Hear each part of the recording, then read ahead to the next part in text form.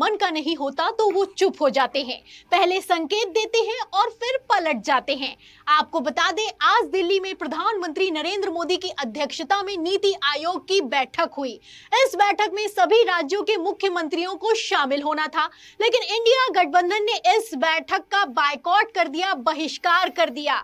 मगर चौंकाने वाली सबसे ज्यादा बड़ी बात यह है कि इस बैठक में सीएम नीतीश कुमार भी नहीं पहुंचे, और तो और इंडिया गठबंधन को सपोर्ट किया है। और इससे भी ज्यादा हैरान करने वाली बात यह है कि नीतीश कुमार एक तरफ जहां प्रधानमंत्री नरेंद्र मोदी की अध्यक्षता वाली बैठक में दिल्ली में नहीं गए, वहीं दूसरी तरफ बिहार में अपने आवास पर एनडीए से सीट शेयरिंग के लिए मीटिंग बुलाई है।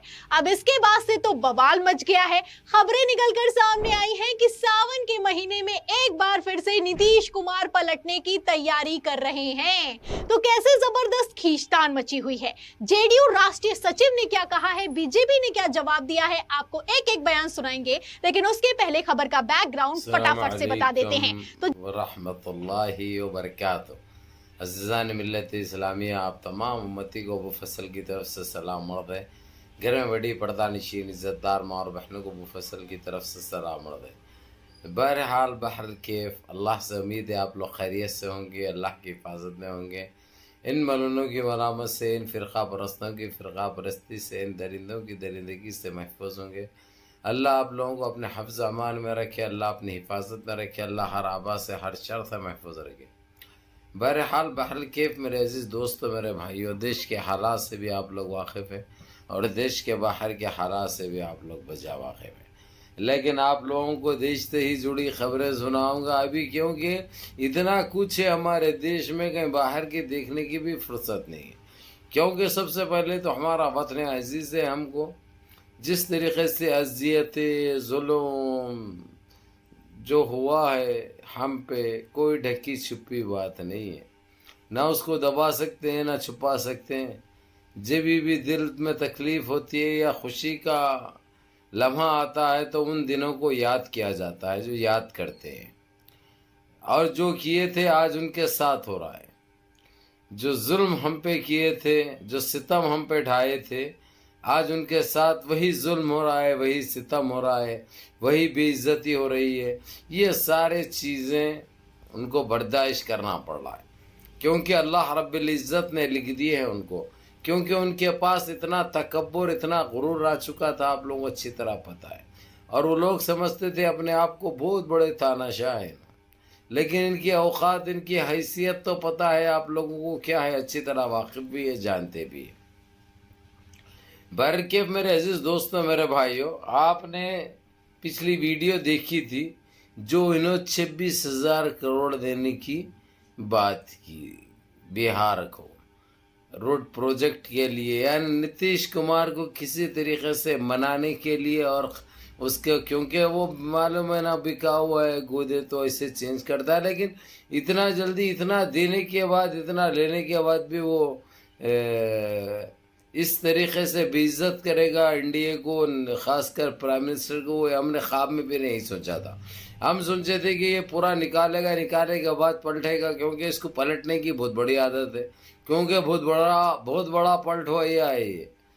तो बहरहाल मेरे अजीज़ दोस्तों, मेरे भाइयों, आज देश के प्रधानमंत्री ने दिल्ली में एनडीए की और सारे जितने भी वज़ीर आला, चीफ मिनिस्टर हर स्टेट की मीटिंग बुलाई थी, मीटिंग की है।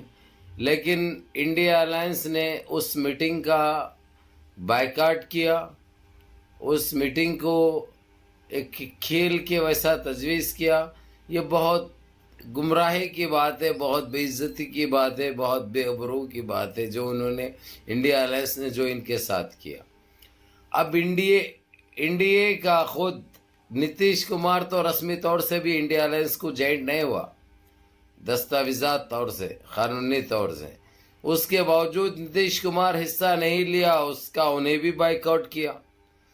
तो इनके कनपट्टियों में से खून निकल रहा है, फांपे कानों में से भांपे निकल रही है, कनपट्टियाँ फट के जो है सो उनके बाहर निकल रहे हैं कि हमने कल 26,000 करोड़ इसको दिया, लेकिन 24 घंटे भी नहीं हुए इसने हमारा बाइकआउट किया और इंडिया अलायंस को सपोर्ट किया, तो क्या हो गया, वो मीटिंग उनकी आपस में बैठ के अपने चेहरे देख के उठ गए वो लोग, अपने शक्ला देख के बेइज्जत होके पानी पी के उठ गए वो लोग। लेकिन मैं ये बता दूं मेरे अजीज दोस्तों, मेरे भाइयों, यहीं पे ख़त्म नहीं हो रही है कहानी। नीतीश कुमार बिहार पहुंचकर अपने घर पर जो मीटिंग बुलाई है, और उसमें मीटिंग के अंदर एनडीए के ये या प्राइम मिनिस्टर को और मोटा भाई को खुले तौर पे जो सीटों का जो बंटवारा है, अभी सीटें जो शेयर करने का मसला है, क्योंकि उधर बहुत जल्द इलेक्शन होने वाले, आप लोगों को अच्छी तरह पता है। इसलिए नीतीश कुमार पब्लिक को खुश करने के लिए इधर से 26,000 करोड़ हासिल करा और इधर आके जो है सो इंडिया अलायंस की गोद में बैठ गया। जबकि हमने तो सोचा था कि ये 2-3 महीने तो जो है सो इसने खींचेगा, क्योंकि ये तो आजकल में यानी कुछ घंटे कुछ दिनों में इसके सरकार तो गिर जाएगी, उसके बाद इंडिया अलायंस की गवर्नमेंट बनेगी, वो तो कंफर्म हो चुका है। ये तो एक हकीकत है, ये एक सच्चाई है। किसी को सही दिखे या गलत दिखे उससे भी कोई फ़र्क नहीं पड़ता। जो चीज़ है, जो होने वाला है वो बताता हूँ मैं आप बीतियों पे मैं तवज्जो नहीं देता ना, उसके ऊपर यकीन करता हूँ। जो होने वाला है वो बताता हूँ, अभी डंके की चोट पे बताता हूँ, क्योंकि हम कह देने के बाद आप लोग आजमा के देख लो, अगरचे 1% भी कुछ गलत हुआ उसमें तो हमको बताना कि आपने क्या बोला था, क्योंकि अपने को ये फालतू का टाइम ख़राब करने की आदत नहीं है, ना हम इस पे वक्त अपना बर्बाद करते हैं। बहरहाल मेरे अजीज़ दोस्तों, मेरे भाइयों, मेरी माँ और बहनों, नीतीश कुमार ने उस मीटिंग में शिरकत नहीं की। चलो इंडिया अलायंस ने बाइकआउट किया, इंडिया अलायंस का कोई चीफ मिनिस्टर वहाँ पे नहीं गया, लेकिन एनडीए का नीतीश कुमार तो मेन है, उसके बाद चंद्रबाबू नायडू है। एक्सपीरियंस और तजुर्बे के हिसाब से नीतीश कुमार को वो लोग सामने रखते हैं, लेकिन नीतीश कुमार जाना गवारा नहीं समझा और खुले तौर पर कह दिया कि मैं इंडिया अलायंस के साथ हूँ, इंडिया अलायंस का जो फैसला होगा मैं वो फैसले में शामिल हूँ। या भी ये लोगों की बिल्कुल फट पड़ी है, बिल्कुल इनको कुछ भी समझ में नहीं आ रहा, क्योंकि इनके साथ जो सुलूक इन्होंने सोचे भी नहीं थे उस तरीके से हो रहा है, जो कि एक बहुत बड़ी बात है और हम सब के लिए बहुत अच्छी भी बात है, क्योंकि ये वही लायक है। इन्होंने जो किया था इनको तो जो है सो बराबर मिल रहा है, वो भी 100% मिल रहा है भाई, घब बोल के लग रहा है। इसमें तो मैं बहुत खुश होता हूँ भाई, मैं बहुत खुश हूँ, मेरे को तो बहुत अच्छा महसूस हो रहा है, अल्हम्दुलिल्लाह रब्बिल आलमीन।